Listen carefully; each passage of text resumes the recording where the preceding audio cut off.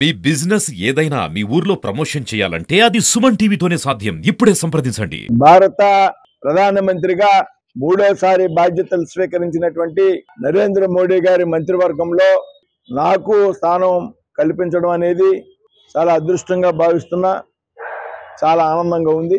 ఏదైతే నన్ను మంత్రివర్గంలోకి తీసుకున్నటువంటి సందర్భం ఉందో ఇది శ్రీనివాస వర్మకి సంబంధించినటువంటిది కాదు. రాష్ట్రంలో ఉన్నటువంటి లక్షలాది మంది భారతీయ జనతా పార్టీ సాధారణ కార్యకర్తలకు, అసలైన శిశులైనటువంటి భారతీయ జనతా పార్టీ కార్యకర్తలకు లభించినటువంటి గౌరవంగా నేను భావిస్తున్నా. వాళ్ళ రాష్ట్రంలో ఉన్నటువంటి కార్యకర్తలు కూడా అదే విధంగా భావిస్తూ ఉన్నారు. కాబట్టి నా మీద నమ్మకం ఉంచి నన్ను మంత్రివర్గంలో తీసుకున్నటువంటి ప్రధానమంత్రి నరేంద్ర మోడీ గారికి, పార్టీ జాతీయ నాయకత్వానికి, రాష్ట్ర నాయకత్వానికి పేరు పేరున హృదయపూర్వక ధన్యవాదాలు, కృతజ్ఞతలు తెలియజేస్తూ ఉన్నా. భారతీయ జనతా పార్టీలో కష్టపడి పనిచేసేటువంటి ఒక కార్యకర్తకి, సిద్ధాంతాన్ని ఆధారంగా పనిచేసేటువంటి కార్యకర్తకి తప్పనిసరిగా అవకాశం వచ్చినప్పుడు పార్టీ ప్రోత్సహిస్తుంది అనేటువంటి విషయానికి నేను చక్కటి ఉదాహరణగా చెప్తూ ఉన్నా.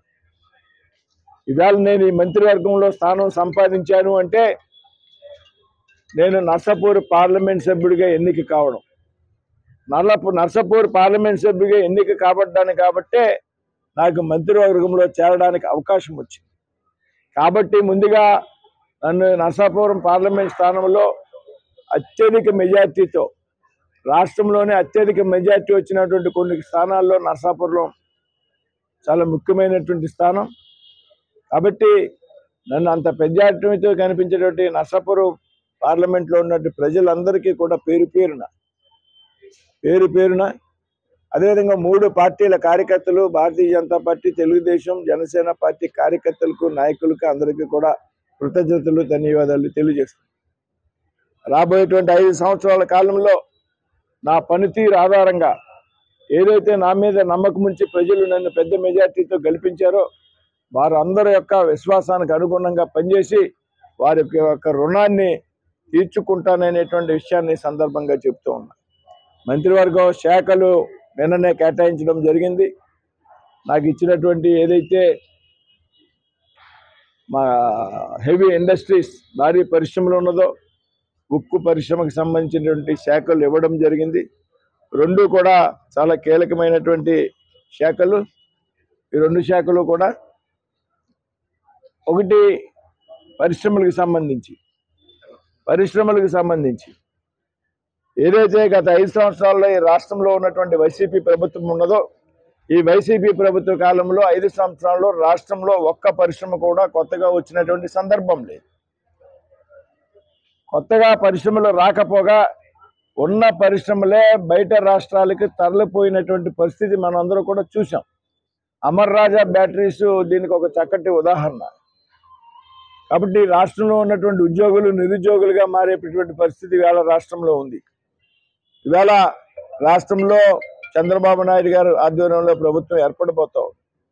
ఏదైతే భారతీయ జనతా పార్టీ ముందు నుంచి చెప్తా ఉంది, డబుల్ ఇంజిన్ సర్కార్ ద్వారా మాత్రమే రాష్ట్రాలు, కేంద్రం అభివృద్ధి చెందుతాయనేటువంటి విషయాన్ని, అందుకు అనుగుణంగా ఇవాళ కేంద్రంలో భారతీయ జనతా పార్టీ నేతృత్వంలో ఎన్డీఏ సర్కార్, అలాగే ఇక్కడ చంద్రబాబు గారి నేతృత్వంలో ఎన్డీఏ సర్కార్ ఏర్పడిపోతూ ఉంది. కాబట్టి ముఖ్యమంత్రి గారితో మాట్లాడి కేంద్ర మంత్రిగా నిన్ననే కేబినెట్ మంత్రి కుమారస్వామి గారితో కూడా మాట్లాడడం జరిగింది. ఏదైతే కొత్తగా చంద్రబాబు నాయుడు గారు బాధ్యతలు స్వీకరించాక ఏదైతే కొత్తగా రాష్ట్రంలో పరిశ్రమలు ఏర్పాటు చేయడానికి ముందుకు వచ్చేటువంటి వ్యక్తులకు ప్రోత్సాహాన్ని ఇవ్వాలి, ఏదైతే నిబంధనల్ని సులభతరం చేయాలి, వెంటనే అన్ని అనుమతులు ఇవ్వాలి, భూమి కేటాయింపులు వెంటనే జరగాలి, పరిశ్రమలు స్థాపించడానికి వ్యక్తులకు, సంస్థలకు ఒక భరోసా ఈ రాష్ట్రంలో ఉన్నటువంటి ప్రభుత్వం ఇవ్వాలి.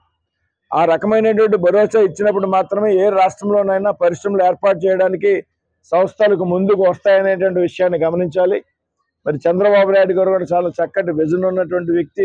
పరిశ్రమల ప్రోత్సాహానికి ఒక ప్రణాళిక రూపొందించి ఏదైతే నిబంధనలను సులభతరం చేసి అనుమతులు వెంటనే మంజూరు చేసే విధంగా, భూమి కేటాయింపులు అనుమతులు మంజూరు చేసే విధంగా, అవసరమైతే పర్యావరణ అనుమతులు కేంద్రంలో త్వరగా వచ్చే విధంగా ప్రయత్నం చేస్తాం. ఈ రాష్ట్రంలో కొత్త పరిశ్రమల స్థాపనకు శక్తి వంచన లేకుండా కృషి చేస్తాం.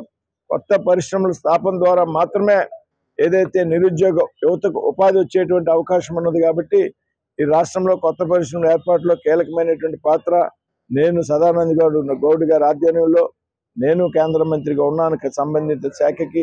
అదేవిధంగా ఈ రాష్ట్రం నుండి తెలుగుదేశం పార్టీ నుండి కేంద్రంలో మరొక 2 కేంద్ర మంత్రులు ఉన్నారు. చంద్రబాబు నాయుడు మేము అందరం కలిసి ఈ రాష్ట్రంలో పరిశ్రమల్ని పెద్ద ఎత్తున ప్రోత్సహించే విధంగా రాబోయేటువంటి రోజుల్లో పనిచేస్తామని చెప్తూ ఉన్నాం.